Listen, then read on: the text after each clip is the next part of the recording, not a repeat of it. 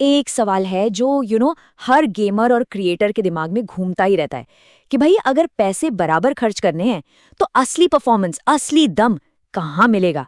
एक चमचमाते portable gaming laptop में या फिर एक कस्टम बिल्ट डेस्कटॉप पीसी में? तो चलिए आज इसी पुरानी बहस को हमेशा के लिए खत्म करते हैं।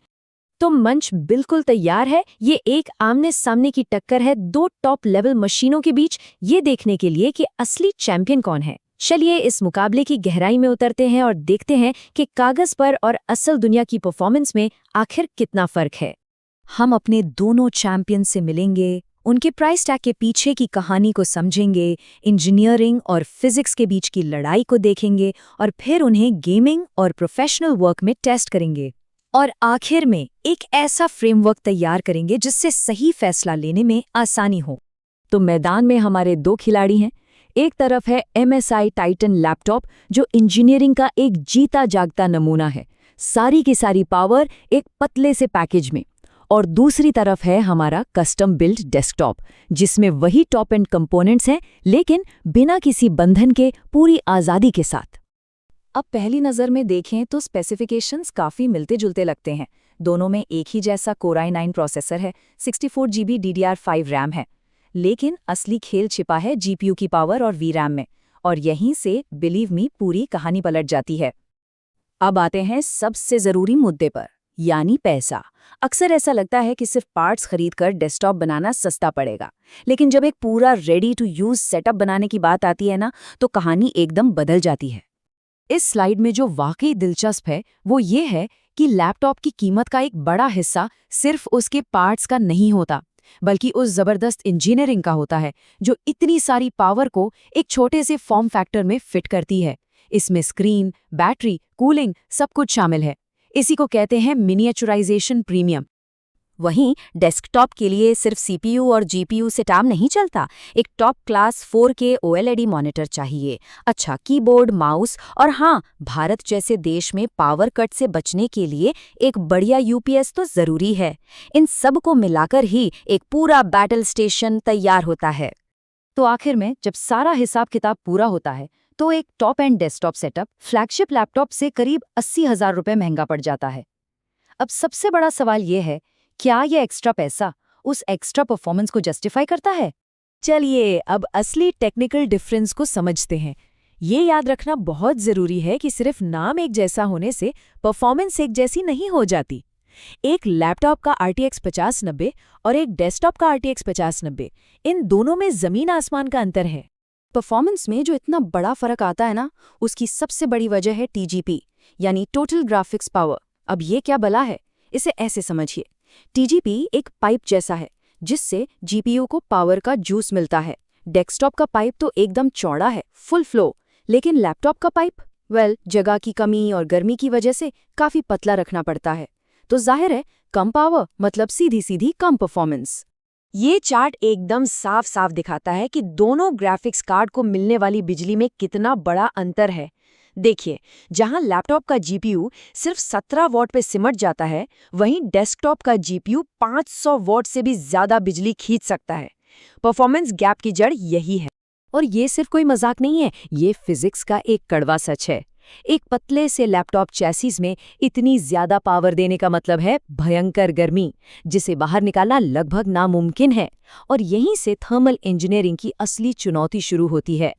इन पावर और थर्मल लिमिट्स का सीधा असर रियल वर्ल्ड परफॉर्मेंस पर पड़ता है। जब लैपटॉप्स ज़्यादा देर तक भारी काम करने पर गर्म हो जाते हैं तो वो अपनी स्पीड कम कर देते हैं, जिसे थर्मल थ्रॉटलिंग कहते हैं।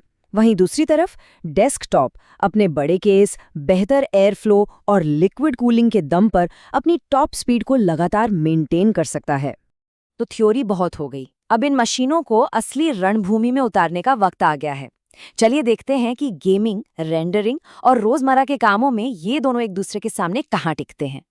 CPU परफॉर्मेंस की बात करें तो डेस्कटॉप के पास सिंगल कोर स्पीड में 14% की एक बहुत जरूरी बढ़त है।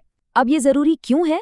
क्योंकि ज्यादातर गेम्स आज भी एक या दो मास्टर कोर पर बहुत ज्यादा डिपेंड करते हैं। ये कोर जितने तेज होंगे, गेम उतना ही स्मूथ चलेगा। इसीलिए गेमिंग में डेस्कटॉप का ये छोटा सा लीड भी एक बड़ा फर्क पैदा कर देता है। लेकिन जब बात जीपीयू की आती है तो फर्क बिल्कुल हैरान करने वाला है। सिंथेटिक बेंचमार्क में डेस्कटॉप का जीपीयू लैपटॉप वाले से 86% ज्यादा पावरफुल है। ये सीधा नतीजा है उस पावर गैप का जिसके बारे में हमने अभी बात की थी। और साइबरपंक 2077 जैसे हेवी गेम में ये अंतर बिल्कुल साफ नजर आता है। 4K रेजोल्यूशन पर डेस्कटॉप दुगने से भी ज्यादा फ्रेम रेट दे रहा है।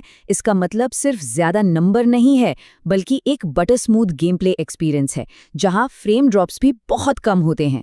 ये कहानी सिर्फ गेमिंग तक ही नहीं रुकती। 3D रेंडरिंग और वीडियो एडिटिंग जैसे प्रोफेशनल कामों में, जहां सिस्टम को घंटों तक 100% पर चलना पड़ता है, डेस्कटॉप का बेहतर कूलिंग और ज्यादा VRAM उसे मीलों आगे कर देता है। जो काम लैपटॉप पर कई घंटे ले सकता है, डेस्कटॉप उसे बहुत तेजी से निपटा देता है। तो अब तक हमने नंबर्स और टेक्निकल फैक्ट्स देख लिए। अब इन सारी जानकारी को एक साथ रखकर उन फैक्टर्स पे फोकस करते हैं जो आखिरी फैसला लेने में मदद करेंगे, और ये सिर्फ रॉ परफॉर्मेंस से कहीं ज्यादा हैं। तो असल में ये चुनाव दो अलग अलग फिलॉसफी के बीच है।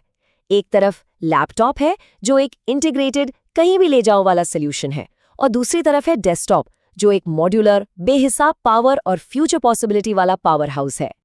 और परफॉर्मेंस के अलावा भी बहुत कुछ सोचना पड़ता है।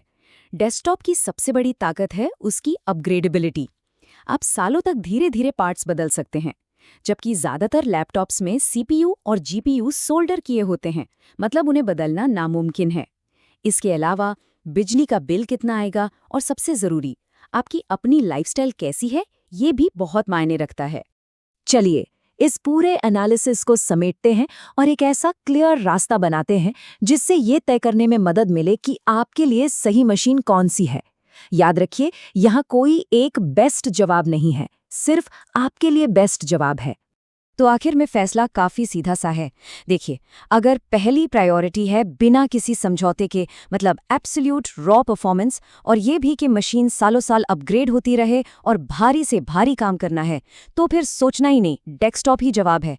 लेकिन अगर काम या लाइफस्टाइल ऐसा है कि एक जगह टिकना मुमकिन नहीं और एक ऐसा पावरफुल सिस्टम चाहिए जो बैकपैक में आ जाए और साथ चले, तो भाई एक हाई एंड लैपटॉप का कोई मुकाबला नहीं। तो ये था हमारा पूरा विश्लेषण। लेकिन जाते जाते एक बड़ा सवाल छोड़ जाते हैं। जैसे जैसे टेक्नोलॉजी बेहतर से बेहतर होती जा रही है, क्या हम एक ऐसे भविष्य की ओर बढ़ रहे हैं जहां एक पतले से लैपटॉप की पावर एक विशाल डेस्कटॉप टावर के बराबर होगी? और अगर ऐसा हो गया तो डेस्कटॉप का मतलब क्या रह जाएगा? इस पर जरूर सोचिएगा।